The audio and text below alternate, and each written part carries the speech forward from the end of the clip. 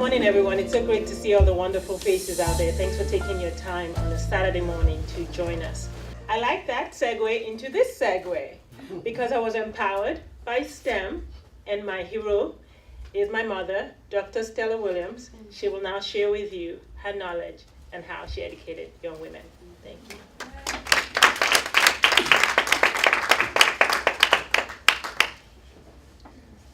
I'd like to thank the Drama Institute and Panaustrack, headed by my husband and my daughter,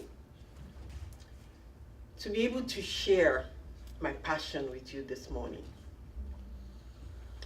I'm happy that Dr. Agu and Ms. Hill have actually helped to give us the background. And as Ms. Hill said, when you educate a woman, you're educating a nation. And by educating a nation, that leads to innovation, that leads to development.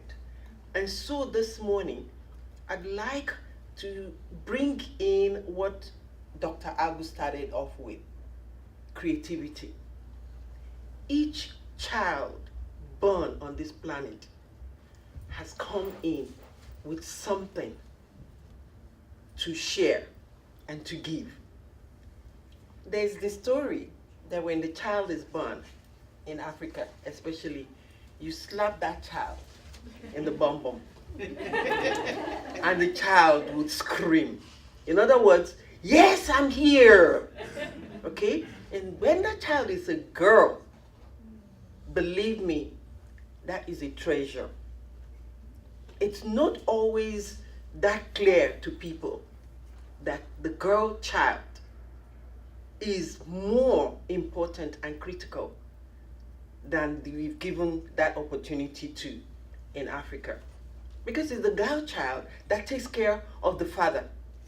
The boy child is so busy making money that he doesn't even remember to find out the welfare of the parents.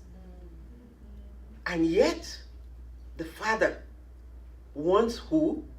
The heir apparent. And that heir apparent is always the middle child. So do you see the strategy that we have to use STEM to change that around? Because the hourglass has been standing upright like this. And what STEM is trying to do, as Dr. Agu has said, is rotate it and bring it into a parallel form where that interaction would bounce in and out. And that's one of the things that I want to discuss with you today. Because my mother wanted us, my sister and I, to go into the medical field. But she chose chemistry. She became an analytic chemist. And following in her footsteps, I decided the stomach is the first place to the man's heart.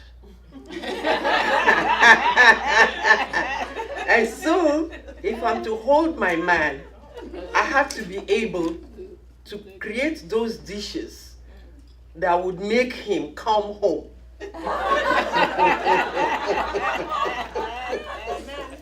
Barrow, that's the issue. That's the issue. Because as Dr. Agu has said, there are more women in the world than the men. And so they can pick and choose which female they want. They want the one that will be in the house to be the nursemaid, the cleaner, and bear the children. But then they want the twiggy outside that is fanciful, that dresses well, STEM. and do everything. So, our work here, as I said, is looking at education. In Africa, the population of female in science is limited.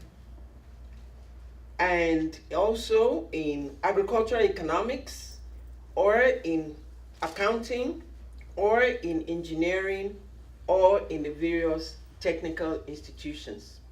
I've given out my paper, which is very technical, but I always want in my teaching that when you leave, you always remember what we're talking about. And that is all about science, education, capacity building. A few of us felt very passionate that why should you be the minority in the population in terms of STEM? And so we were able to get some money from Bill and Melinda Gates, as well as the United States AID. And so in 2008, we were able to bring fellows from 11 countries. In West Africa, we have Nigeria and Ghana, and when President Johnson became the first female president, USAID gave us money to add Liberia to it. And then we have the others in East and Southern Africa, Kenya, Zambia, Malawi, Uganda, Rwanda, Mozambique. And so these women were competing for fellowship. And our fellowship stems on 3 items: mentoring, leadership, science skill writing, because you have to compete. Most of the time, it's the male scientists that will get the grant because they have the skill. And the women don't feel confident in themselves to want to compete. And that's why the mentoring.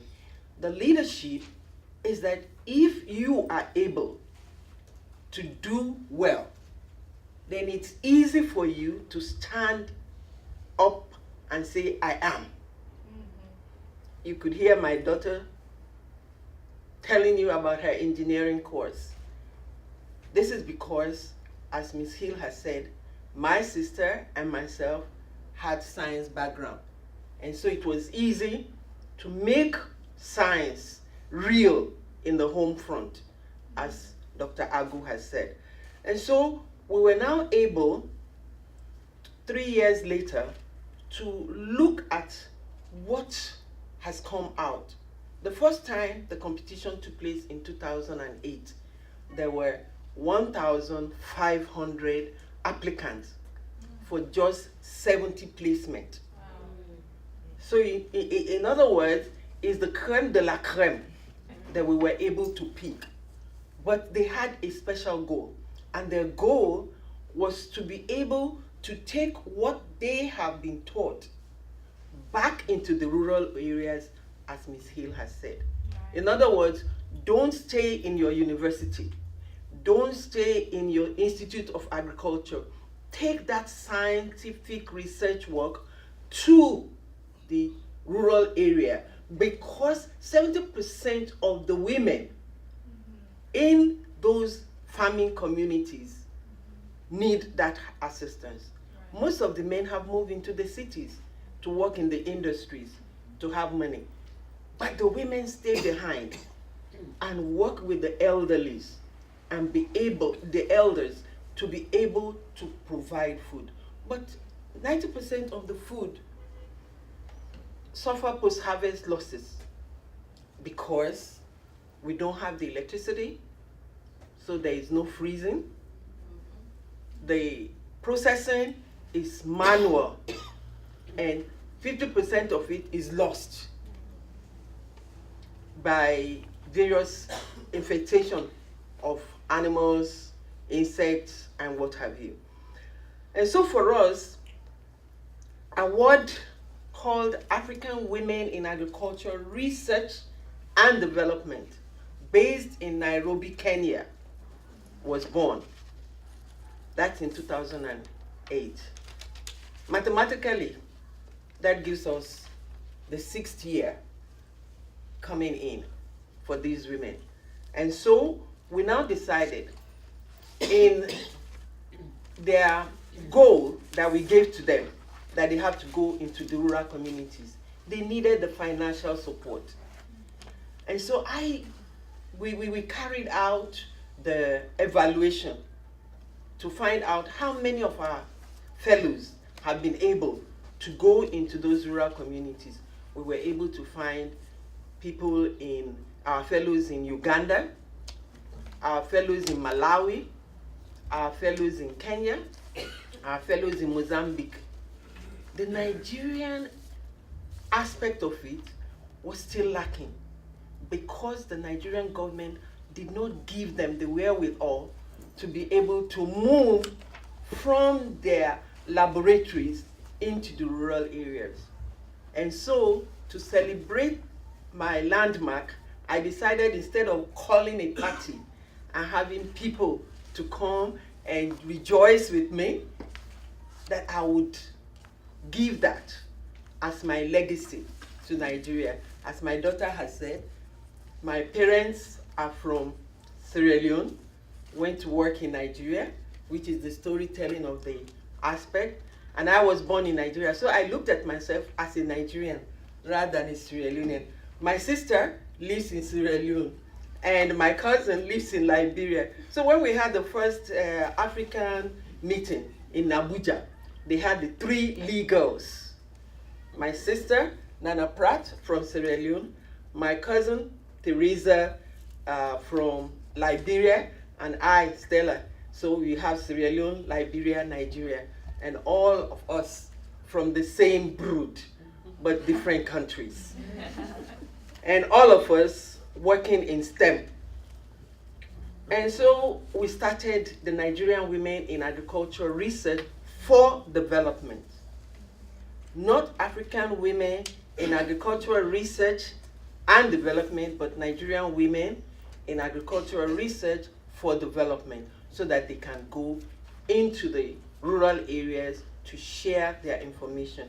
Luckily for us in Nigeria, we have one of the best ministers of agriculture, Dr. Akin Adesina, who has been very supportive. He's a feminist, and so with his help, we want to work with the Agricultural Research Council of Nigeria.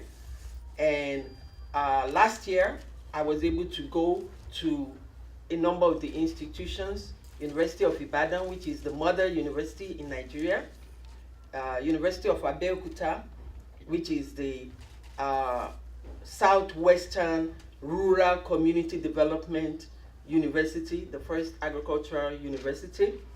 I went to UNN, University of Nigeria, in Nsukka, because they, like University of Ife, where I retired from, have this competition going, and so we're working. But the best part of it is that we have one of our fellows from Ebonyi State, who is a biochemist, Happiness Oselebe, and she has developed the germ cell for rice, just as Dr. Jones did for Sierra Leone for the CGIAR.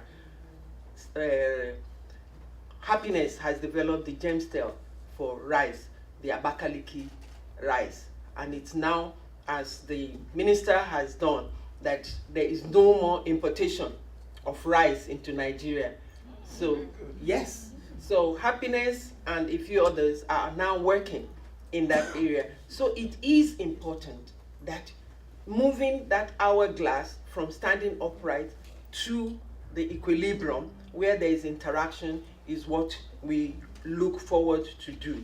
And so the MDG, with its 8 goals, have been able to help with this aspect of education, nutrition, income generating activities, collaborations, and what have you. And so today, my approach to what we're doing here is really thanks to Dramini Institute and Panastrat, because with bringing us, the 4 of us together, we can now begin to look at how we can collaborate with one another, from the mathematical creative end to the nutrition, health, clinic facilities, as well as Dr. Bill Kubet's in Florida.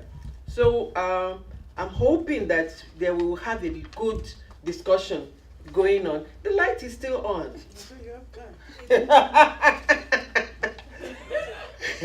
The light is still on, but we need that leadership, and the women can be that leader and work collaboratively with the men we cannot do without the men. Yeah. I don't believe that we have to just put the men aside, but collaboratively we will work together. Yeah. Thank you very much.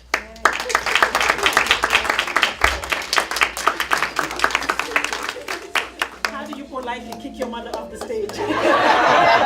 Well, you just did, sweetie.